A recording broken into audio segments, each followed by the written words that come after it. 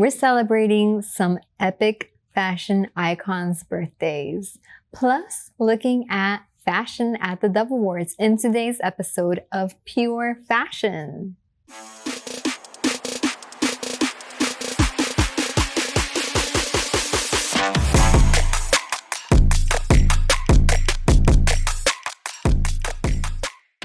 First up, we have the birthdays. Have you ever wondered, why do we have models, as in human beings wearing these clothes?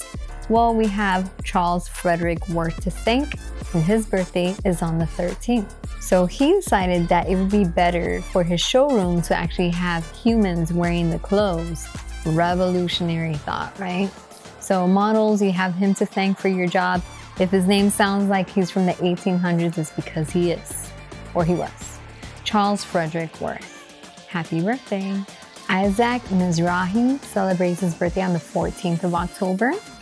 He is from a Jewish background, born and raised in New York, and he bought his first sewing machine when he was just 10 years old from babysitting money he had gotten that summer. Happy birthday, Isaac. Ralph Lauren. If you ever wondered if manly men can really make it in fashion, this is your man.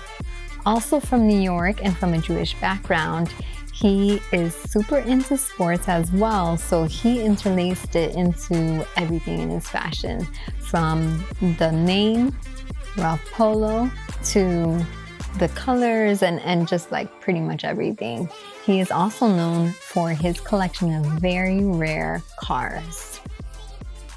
Ralph Lauren, that's your man. Now for some coffee and couture. So my favorite looks from the Dove Awards. The Dove Awards happened on October 1st. And for some reason, there were a lot of people wearing bright orange. Why? I don't know. I asked someone who is very much into the Dove Awards and always there as a correspondent, and she also did not know, and she was like, that's a very interesting color. And I was like, agreed. So it's difficult, it's very tricky to work with bright orange and not look like a big cheeseburger. So you have to be careful with it. We've already talked about wearing bold colors, the kind of people who can wear bold colors and the contrast and all of that. So we know that it's not your common color.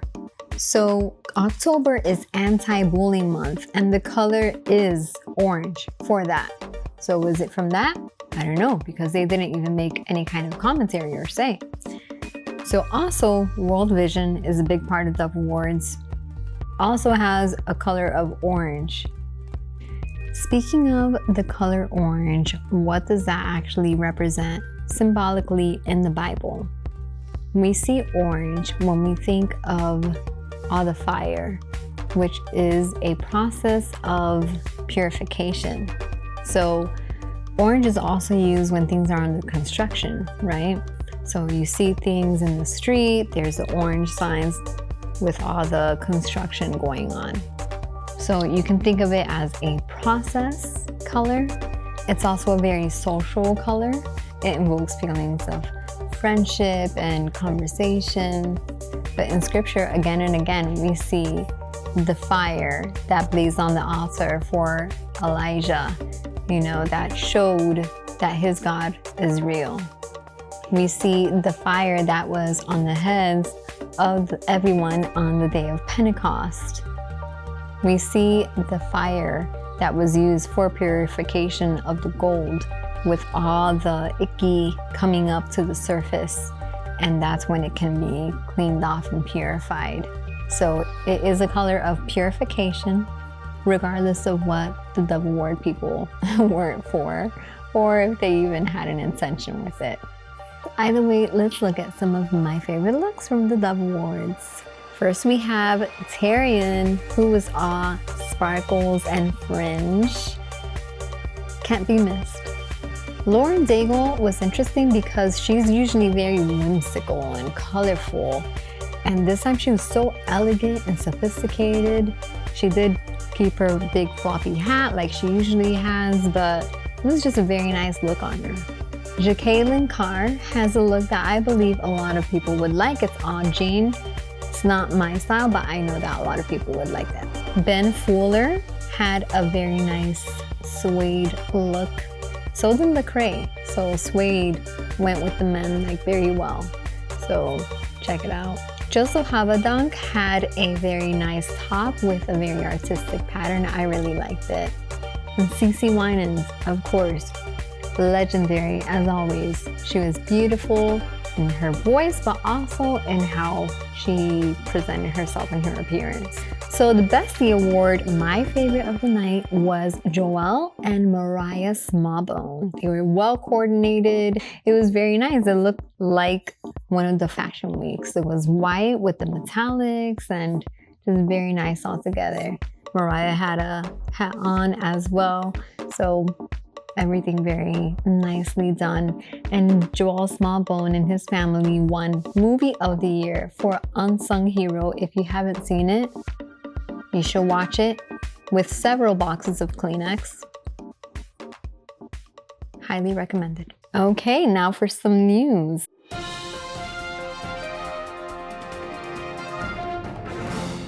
You guys know Alibaba, I'm pretty sure. Well, they have a luxury brand now called Lazada. So Lazada is actually targeting top fashion brands from Europe to be sellers in their platform.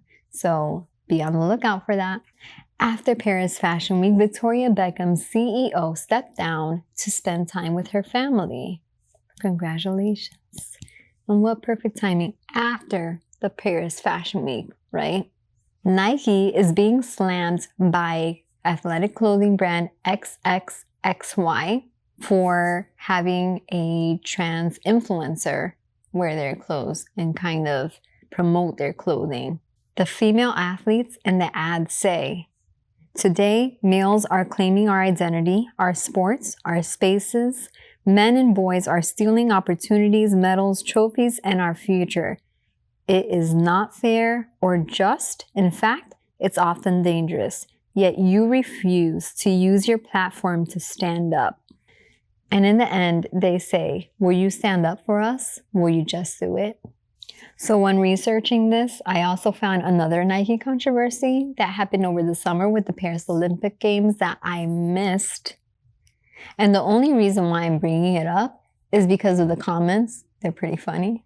And it was over a uniform that they designed for their long runners to wear. Granted, it was one of 50 uniforms, so they didn't have to choose it. But when you look at this, you can tell that it's just not, it wasn't going to work out. So I'm going to read you some of these comments because they're pretty funny.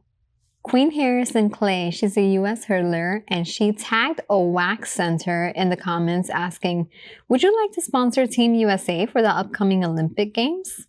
Paralympic runner Jaylene Roberts added, this mannequin is standing still and everything's showing. Imagine mid-flight. My personal favorite comes from American long jumper Tara Davis Woodhaw, and she commented on Instagram, wait, my hoo-ha's gonna be out.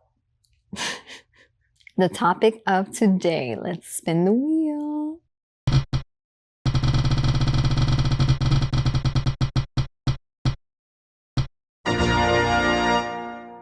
All right, take the humble approach and share some mistakes. I'm going to share my top 5 fashion blunders. 1, wearing white under white. It shows a lot more than if you wear nude under white. Make sure that that's not showing. The next 2 kind of go hand in hand, especially because I've been learning a lot about alterations for clothes. So 1 is not buying clothes I love because it didn't fit. Thank God I don't have to deal with that anymore because I know how to fix it now. The next is not fixing clothes that don't fit. The proper way to shop for clothes is to purchase an item that you love. Even if it doesn't fit, just buy it too big. So let it fit the right areas and then everything else can be taken in. So you should have a good relationship with a seamstress or learn how to fix it. The next one is, especially here in Florida, wearing sandals without a pedicure. Don't do it, ladies. I mean, if you're in the house, it doesn't really matter. Or if you're in a private area, it doesn't really matter.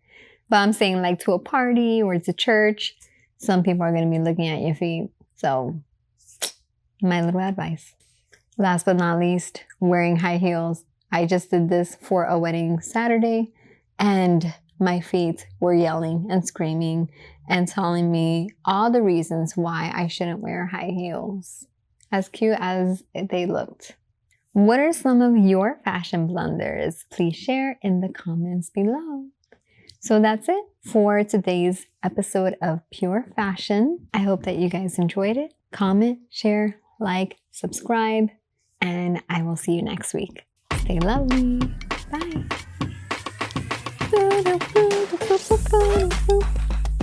I think I realize more how weird I am by looking at these recordings. I was like, wow, people put up with me. Okay. How would you say that? You know, his last name was actually like Lifshitz. He changed it when he was a kid because of bullying. Ralph Lifshitz. Dito. I'm sorry, Ralph. Jacqueline. Habadunk. My mom loves movies that make you cry, but she never cries. No.